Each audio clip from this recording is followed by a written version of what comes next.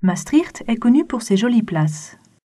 Onze Lieve Vrouwenplein, la place de Notre-Dame, est l'une des plus connues et des plus chaleureuses. Elle est dominée par la robuste façade médiévale de l'église de Notre-Dame. Les premières sources faisant mention de l'église de Notre-Dame datent de la fin du XIe siècle. Peu de choses nous sont connues de la période qui précède. Selon certaines suppositions, l'église est bâtie sur les restes d'un temple romain.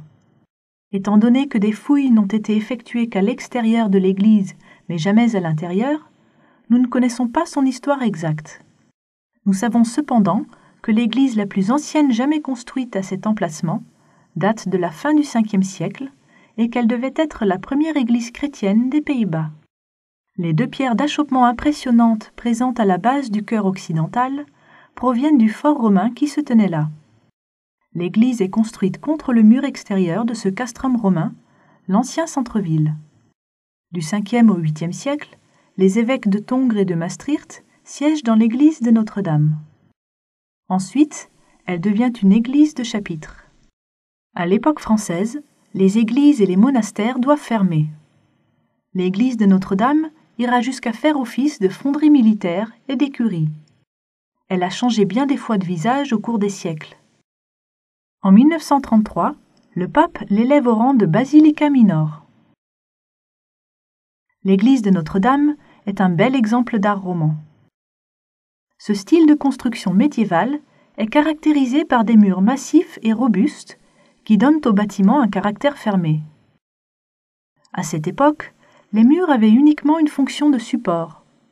C'est pourquoi ils n'ont que peu d'ouvertures, au mieux quelques petites fenêtres rondes ou surmontées d'arches.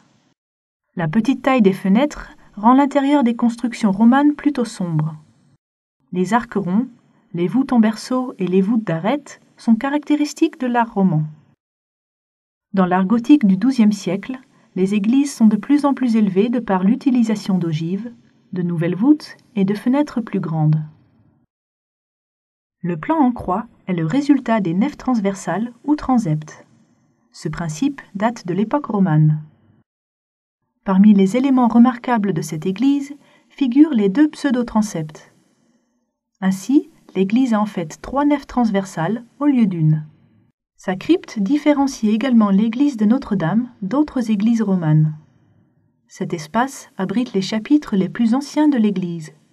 Grâce à cette crypte, l'église possède à la fois un chœur occidental et oriental. Le chœur situé à l'est est connu pour ses chapiteaux magnifiquement sculptés. La chapelle gothique de Mérode, située à côté de l'église de Notre-Dame, abrite depuis 1903 la fierté de Maastricht, l'étoile de la mer. Des croyants de tous horizons viennent admirer cette statue de bois datant du XVe siècle.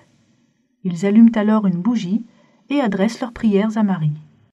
Durant le Betweg, le chemin de prière, une tradition résultant de l'interdiction des processions de 1632, une réplique de la statue est portée chaque année à travers la ville.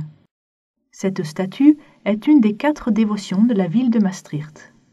À l'intérieur de l'église, la statue de Saint Christophe portant Jésus sur ses épaules pour lui faire traverser la rivière se trouve près de la sortie. Cette statue de bois a été créée par le sculpteur du Moyen-Âge Jan van Steffenswert, ayant vécu de 1470 à 1525.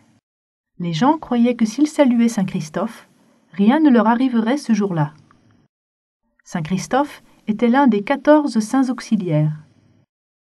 Une autre sainte auxiliaire occupe une place centrale dans l'église de Notre-Dame, Sainte Barbe. Selon la légende, elle a été enfermée dans une tour par son père païen. Lorsque son père veut la décapiter pour s'être converti à la religion chrétienne, il est foudroyé par un éclair.